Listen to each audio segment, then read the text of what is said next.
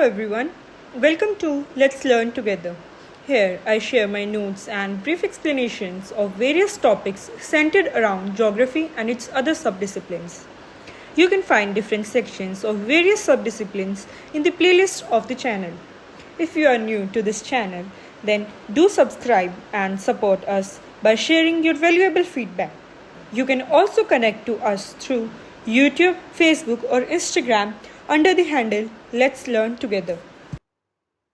So let's start with our today's topic. And our today's topic is development in the classical period of modern geographical thought. And ये evolution of geographical thought का ही एक part है modern time से पहले pre modern faces का हम कह सकते हैं. इससे पहले हम ग्रीक रोमन अरब जोग्राफर्स और उस पीरियड में जो डेवलपमेंट हुई है वो हम ऑलरेडी डिस्कस कर चुके हैं. वो आप हमारे चैनल पे इवोल्यूशन ऑफ जोग्राफिकल थॉट की प्लेलिस्ट में उन वीडियोस को देख सकते हैं. तो चलिए फिलहाल शुरू करते हैं हम development in the classical period of modern geographical thought को. इसमें जो सबसे पहला हमारे पास नाम है वो है वारेनियस का. इनका जो टाइम पीरियड रहा है वो 1622 से लेके 1650 का रहा है. और इनका पूरा नाम है बार्नेड वारन. वारन से इनका नाम वारेनियस पड़ा. अब सब इनको वारेनियस के नाम से जानते हैं. ये जर्मन बोर्न थे. जर्मनी में इनका जन्म हुआ था. And he studied philosophy mathematics and physics. ये तीन सब्जेक्ट इन्होंने पढ़े थे. ही पब्लिश्ड डिस्क्रिप्शन रेजनी लपोनिया एट सियम. ये इनकी एक किताब का नाम है पूरा जो 1649 में पब्लिश हुई थी. जो 5 चीज़ें उन्होंने इस बुक में डाली थी क्या वो थी. पहली चीज डिस्क्रिप्शन ऑफ जापान. इसका पहला पार्ट डिस्क्रिप्शन ऑफ जापान था. सेकंड इसका था translation of description of Siam by Schouten in Latin. Description of Siam लिखा था शूटन ने, उसको इन्होंने ट्रांसलेट किया था लैटिन में. थर्ड पार्ट था essay of religions of Japan. Japan के रिलीजियंस के बारे में लिखा गया था. फोर्थ था excerpts from the writings by Leo Africanus on religions in Africa. Fourth part Africa के रिलीजियंस के बारे में था. And fifth was essay on government dealing with people and places. तो ये सारी चीजें उन्होंने अपनी बुक में डाली थी.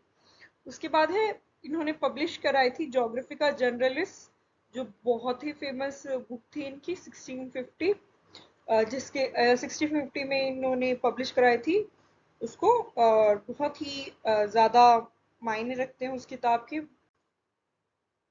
ये पहले ऐसे इंसान थे जिन्होंने ज्योग्राफी को जनरल ज्योग्राफी और स्पेशल ज्योग्राफी में कैटेगराइज किया था. जनरल ज्योग्राफी थी आपकी यूनिवर्सल ज्योग्राफी और स्पेशल ज्योग्राफी थी पर्टिकुलर ज्योग्राफी. ऑल्सो इन्होंने क्या काम किया था. he brought together contemporary knowledge of astronomy and cartography and subjected the different theories of his day sound critical analysis.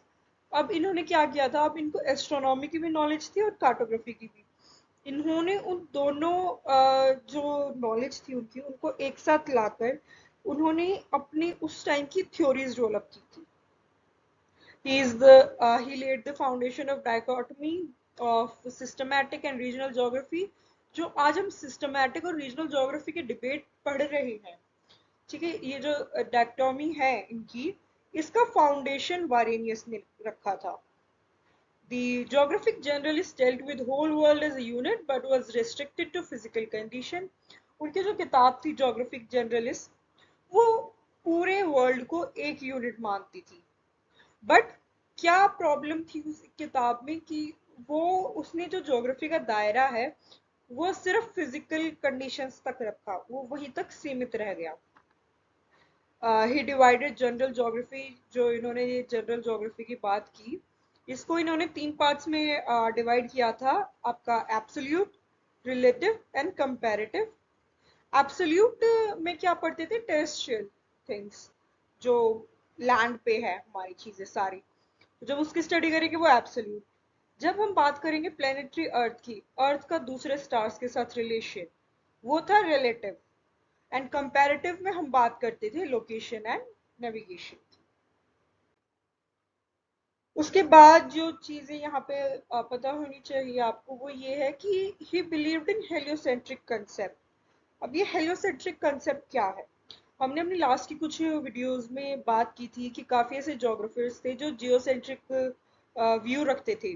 Geocentric क्या था? जिसमें अर्थ सेंटर में था, अर्थ सेंटर में था और बाकी की जो सेलेस्टियल बॉडीज है उसके अराउंड रिवॉल्व करती है। ये था जियोसेंट्रिक। अब ये हेलियोसेंट्रिक क्या था? हेलियोसेंट्रिक में सन बीच में है और बाकी सारे सेलेस्टियल बॉडी इंक्लूडिंग अर्थ उसके चारों तरफ रिवॉल्व करते हैं। So this was heliocentric concept. और ये कंसेप्ट दिया था कोपेनियस ने, केपलर ने एंड गैलीलियो ने। तो उसी को इन्होंने फॉलो किया, उसी को ये मानते थे।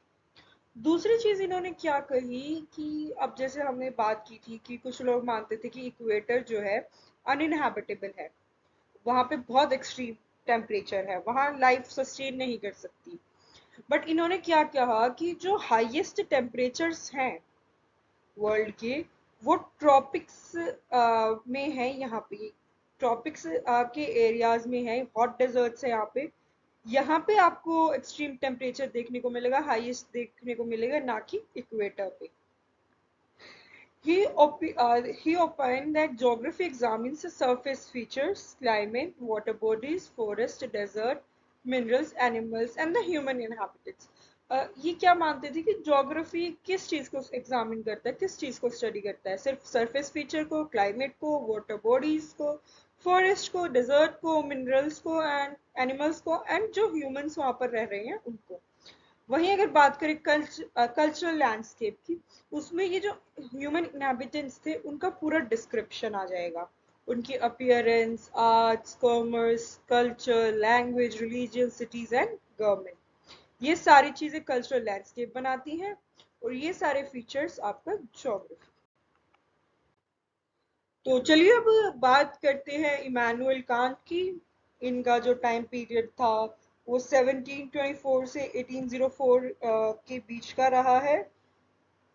जर्मनी के थे ये। जर्मनी में इनका जन्म हुआ था।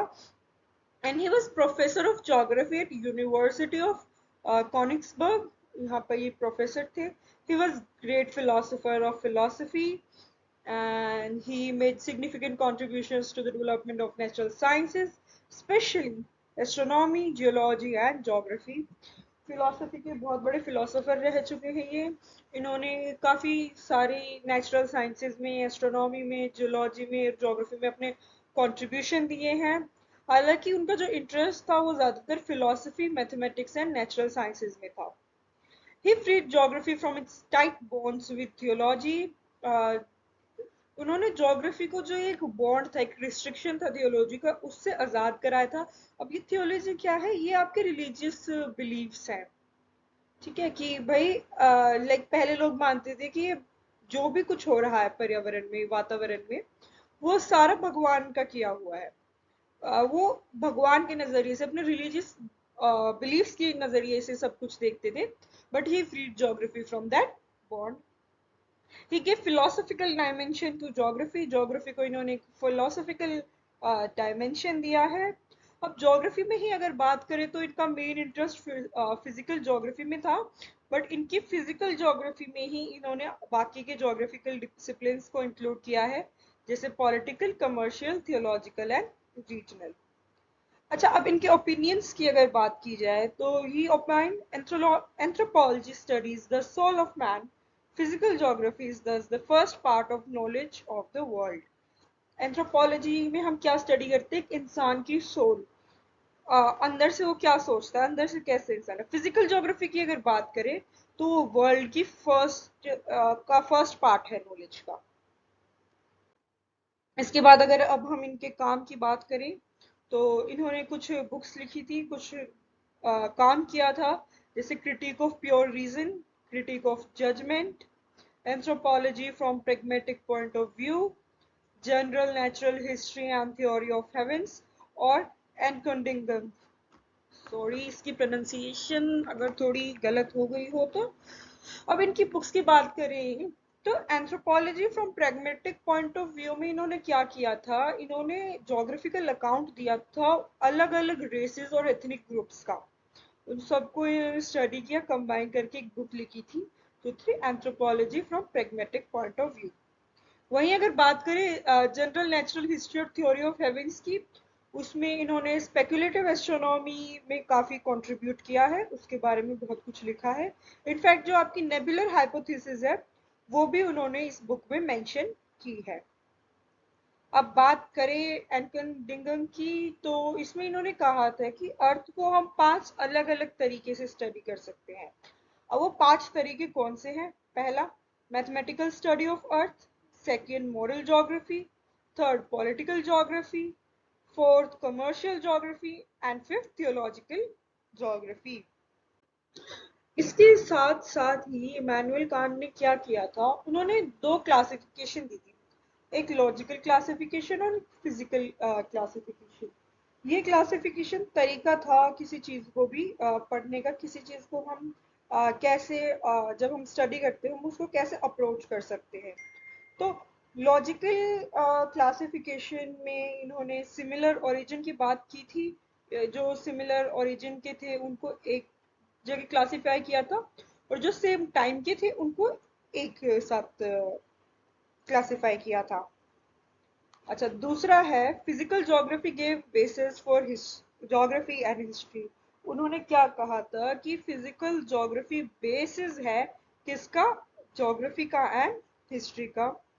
ही laid foundation of exceptionalism in geography. इन्होंने एक्सेप्शनलिज्म का फाउंडेशन रखा था। World perceived by inner senses soul and outer senses nature. इनका मानना था कि जो इनर सेंस से हम वर्ल्ड को परसीव करते हैं वो सोल है, वहीं जब आउटर सेंस से करते हैं तो वो नेचर है। Generalisation the form of laws is useless in geography. इन्होंने कहा था कि ज्योग्राफी में हम जब कोई जनरलाइजेशन करते हैं, कोई लॉज बनाते हैं, तो ज्योग्राफी के पॉइंट ऑफ व्यू से वो बिल्कुल यूजलेस है। He regarded geography as idiographic, and geography was descriptive taxonomic discipline rather than a science। ये भी बात इमैनुअल कांट ने कही थी कि ज्योग्राफी डिस्क्रिप्टिव है ना कि science. Now geography was chorological and historical. कहने का मतलब क्या है, ज्योग्राफी को हम टाइम और प्लेस दोनों के नज़रिए से स्टडी करते हैं, और इसीलिए ज्योग्राफी जो है वो क्रोनोलॉजिकल है, मतलब उसको हम टाइम और स्पेस दोनों के रेफरेंस में स्टडी करते हैं। Thank you, this was all for today. Thank you for being part of this video, and if you liked it, do not forget to share it with your friends and family, and also subscribe to our channel and press the bell icon.